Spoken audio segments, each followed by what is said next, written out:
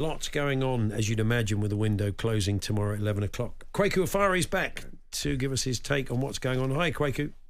How you doing, guys? Hey, Kweku. Not bad. Little story we may have touched on last week that seems to be getting a bit of a head of steam. James Ward-Prowse, maybe not going to get as much football as he'd like with those new signings at West Ham, could be available for a loan. Yeah, so James Ward-Prowse is the man who's not long made a move to West Ham, but unfortunately West Ham have gone in a different direction. He was very much a David Moyes player. Moyes, of course, is not at the London Stadium anymore. Julian Lopetegui is the man in charge of West Ham, and they're going in a very progressive direction. And if you look at the midfield area, they're very stacked in that position, and it's going to be limited minutes for James Ward-Prowse at West Ham this season. Of course, there's no European football to contend with as well, so that even further reduces his minutes. So Ward-Prowse is linked with a move back to Southampton.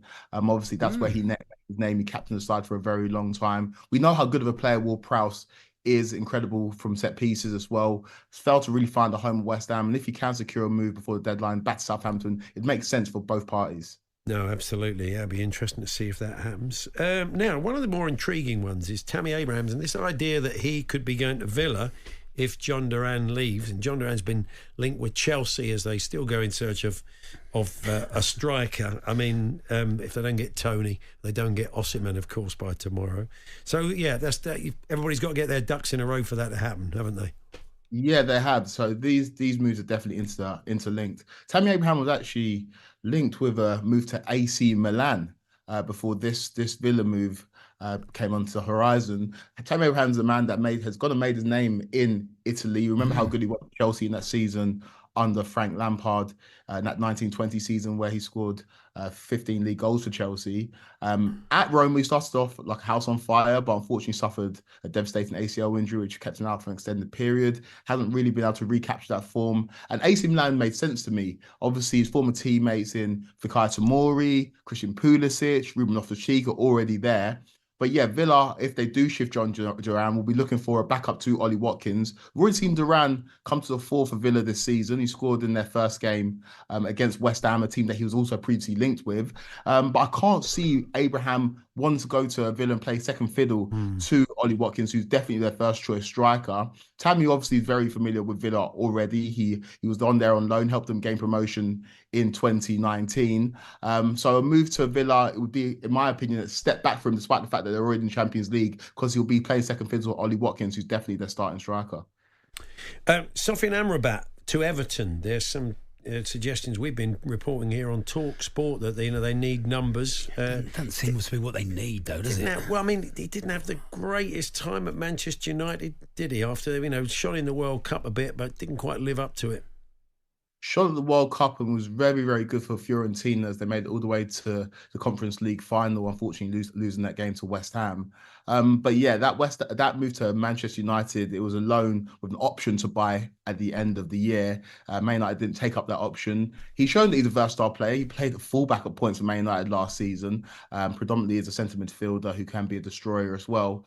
And he seems like a Sean Dyche type of player. If they want to maybe play a little bit more progressive than they played last season, and Everton look like they need to make signings, really. If you look at their first two games this season, they've really, really struggled, both against Brighton and against Spurs. And so reinforcements are needed for Everton. We've been talking a lot about Everton defenders when it comes to centre-backs. Will they lose Jared Brantwaite, the players they've already brought in? But centre midfield is a position that they do also need to reinforce after they lost Amadou Onana. So the link makes sense. I just don't know if this one happens, though. It's like we were saying yesterday, Craig, Palace brought in a centre-half, so you immediately think, oh, well, that's Gay off then. So it'll be interesting to see what happens at Everton.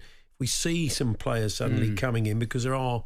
it's a possibility, Brantwaite could go, even Calvert-Lewin could go tomorrow. So it'll be, we'll get an idea from maybe some incomings over the next 24 or so hours.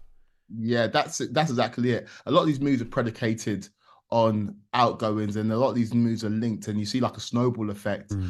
A big move happens, and then teams need to reinforce as a result of that. So I don't know. I don't really see the Amrabat deal happening, but Everton do need to bring in bodies, and the first two games this season has definitely showed us that.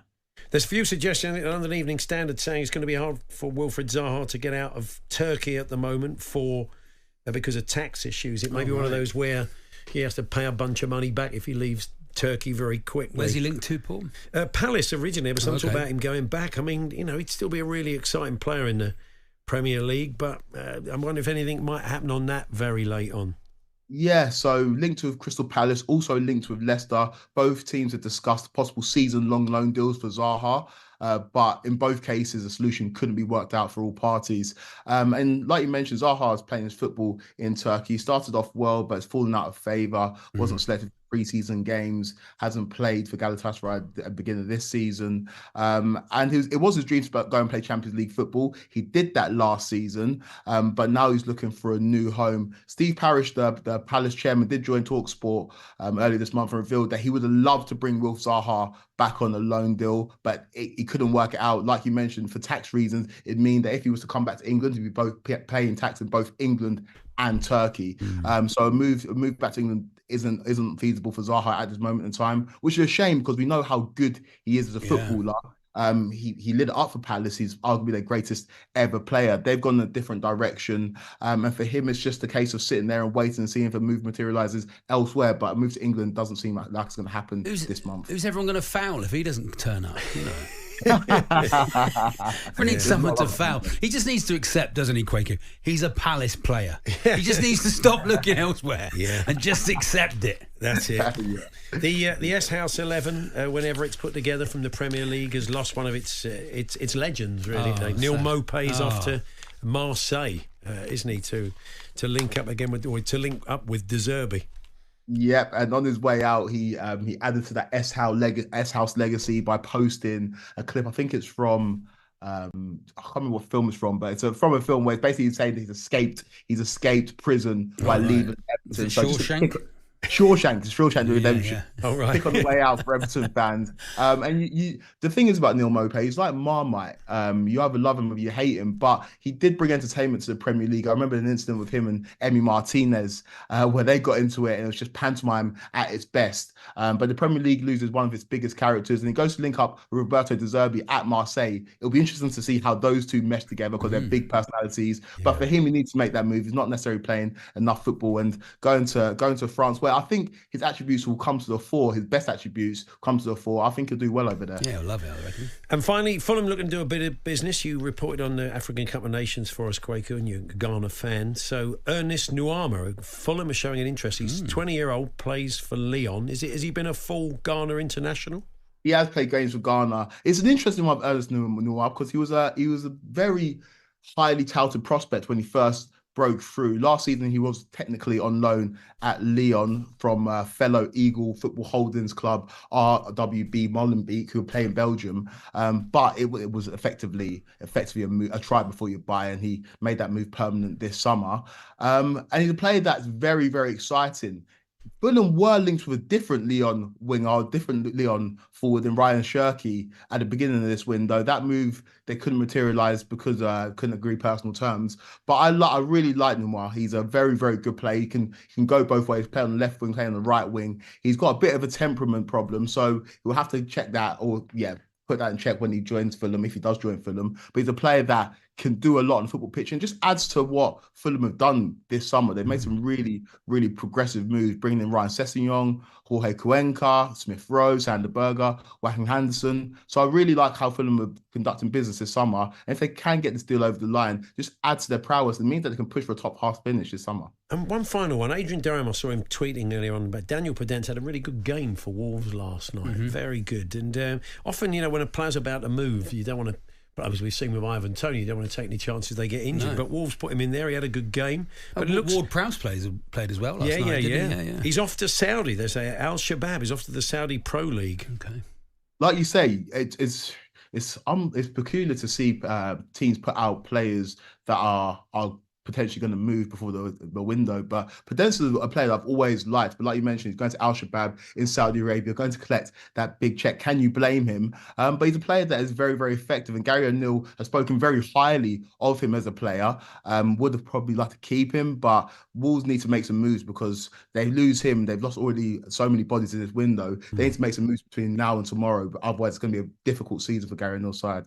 30 seconds on Chilwell, Ben Chilwell. Manchester United, but would Manchester United want to swap one very injury-prone left back, unfortunately, for Luke 30 Shaw. seconds on Chilwell without getting injured. For another one, yeah. I mean, this is the trouble. He's a great player. You've just got to keep him fit, but he is a bit of a risk, isn't he, at the moment? And he's one of those that's going to be kind of looking at the clock because he doesn't want to be left, training on his own for another 6 months, does he? Well, you always question it and raise an eyebrow when someone reports that a club is offering a player to another club, because that doesn't suggest that the club they're offering them to want him. Ben Chilwell is a player that, as a Chelsea fan, I know he can play really, really good football. And in the Champions League final in 2021, he was one of Chelsea's best players. A combination of injuries and lack of form means that he's not in favour anymore at Stamford Bridge. A move to Manchester United would make sense, but they've already got 2 injury-prone left-backs in Luke Shaw and Tyrone Malacia. I don't think they want to add a third. So that deal seems unlikely to me. It's a case of Chelsea just trying to shift him off the books and offering him to anybody that'll take him. Thank you, Kweku. We'll catch up with you soon. Kweku. All the best. Take care. Lots more transfer chat on the station, of course, and Andy will be here with Charlie tomorrow, and they're going to do a sort of special transfer deadline day show. And we've got all sorts of stuff going on. King of Transfers, talkSPORT's very own Jim White, fronting not one but 2 very special shows on deadline day. He'll be with Simon, of course, and Martin Keown from 10 a.m. tomorrow. Then he's back at 10 o'clock at night to see out the final hour before the window slams shut. You can listen to our free app, ask your smart speaker to play talkSPORT, or watch the show on YouTube or Facebook. Paul Hawksbee and Andy Jacobs, Monday to Friday afternoons 1 till 4 on AM, on DAB, via the talkSPORT app and on your smart speaker. talkSPORT.